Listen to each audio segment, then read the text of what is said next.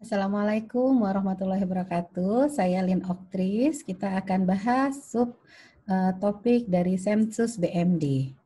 Oke, saya akan share screen PPT saya.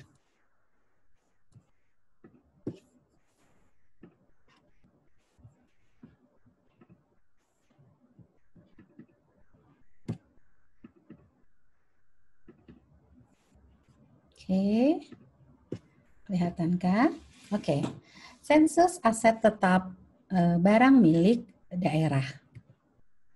Apa itu sensus BMD? Sensus BMD adalah kegiatan inventarisasi barang milik daerah yang dilakukan oleh pengguna barang sekurang-kurangnya sekali dalam 5 tahun. Maksud dan tujuan sensus ini apa sih?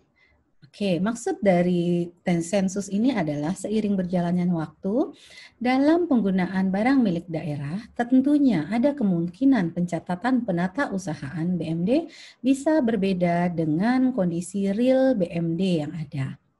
Untuk itu, sensus dimaksudkan agar dapat mengidentifikasikan keadaan real BMD baik dari segi keberadaannya, dari segi jumlahnya, dan dari segi kondisi barangnya.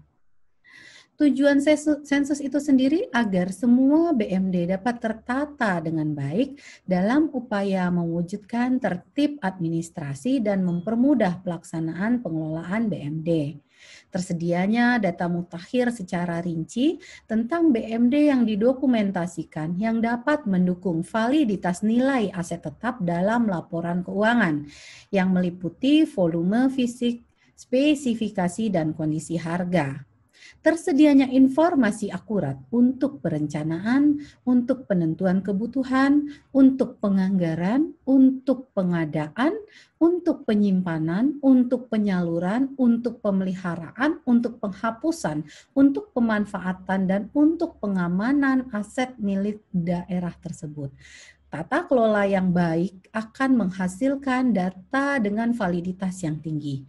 Terlaksananya pemuktahiran dan legalisasi status penggunaan BMD pada setiap unit kerja. Oke, kita lihat bagaimana sensus BMD itu dilakukan. Oke, sensus BMD dilakukan dalam 3 tahap. Pertama ada tahap persiapan. Yang kedua ada tahap pelaksanaan. Selanjutnya ada tahap tindak lanjut. Apa yang kita harus persiapkan dalam tahap persiapan? Tahap persiapan ini kita harus melakukan beberapa langkah. Ada 6 langkah yang harus kita lakukan. 1.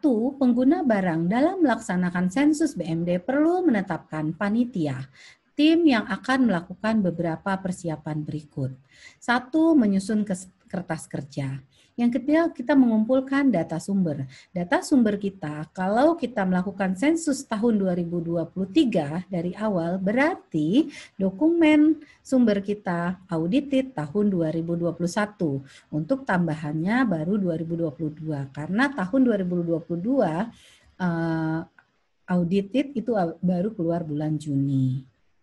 Oke, habis itu kita melakukan pemetaan dari pelaksanaan sensus itu sendiri. Setelahnya kita menyiapkan blankon, label atau barcode atau QR code sementara. Selanjutnya kita menyiapkan data awal sensus yang sudah ada di neraca kita di BPAD itu sesuai dengan laporan keuangan. Kita menyiapkan menyiapkan kertas kerja sensus. Di tahap pelaksanaan, dalam tahap pelaksanaan, tim melaksanakan sensus itu harus melakukan 3 hal. 1, kita harus melakukan identifikasi. Yang kedua, kita harus melakukan verifikasi. Yang ketiga, kita harus melakukan pelaporan. Dalam identifikasi, kita mengidentifikasikan BMD dalam ruang, BMD luar ruang, atau tanah, KIB, dan lain-lain. Apa yang barang yang harus kita sensus tersebut? Yang sesuai dengan neraca dari daerah. Oke. Selanjutnya kita lakukan verifikasi. Pelaksanaan sensus melakukan verifikasi database sistem BMD dan menyusun kertas kerja ke sensus berdasarkan hasil identifikasi. Selanjutnya pada saat pelaporan. Penyusunan laporan hasil sensus berdasarkan kertas kerja dan hasil identifikasi. Selanjutnya, kita lakukan tahap tindak lanjut. Ini adalah tahap ketiga dalam kita melakukan sensus. Sebagai tindak lanjut, tim pelaksanaan sensus itu harus melakukan: satu, membekukan dan mendaftarkan hasil sensus, memperbaharui KIB jika diperlukan sesuai hasil dari sensus yang ada. Yang ketiga, yang selanjutnya dalam tindak lanjut, menempelkan belangko atau barcode yang ada. Melakukan tindak lanjut di sini sesuai dengan peraturan yang ada atas BMD yang tidak ditemukan atau rusak berat. Selanjutnya kita lakukan pemuktahiran data. Itu tahap yang dilakukan di sensus. Selanjutnya di BPAD DKI kita itu sudah pernah melakukan tahun 2018. Nah, ini akan ada sedikit perubahan, tapi saya update dulu. Kita sudah ada sistemnya, bisnis proses dari e-sensus yang dilakukan. Hal ini kita database BPAD dari pengurus barang. Selanjutnya ada database SKPD sama UKPD. Terus kita membuat daftar barang. Selanjutnya kita melakukan identifikasi, kita lakukan barcode, scan barcode, upload. Di sini ada hasil rekap SKPD UKPD. Kalau iya, ada laporan reportnya, apakah hasil sesuai atau tidak, atau kita melakukan koreksi dan identifikasi serta verifikasi. Dari sini pengurus barang itu barang berlebih bagaimana? Kita harus rekap dari hasil barang berlebih. Ini insya Allah sudah ada sistemnya, dan selanjutnya kita melakukan di BPAD rencananya kita sudah ada juga SOP sensus tersebut. Oke, saya lihatkan secara singkat. Oke, apa yang harus kita siapkan? Yang harus kita persiapkan dari sensus itu adalah surat edaran. Surat edaran karena audit kita itu per tanggal 31 Desember dengan data 31 Desember tahun 2022.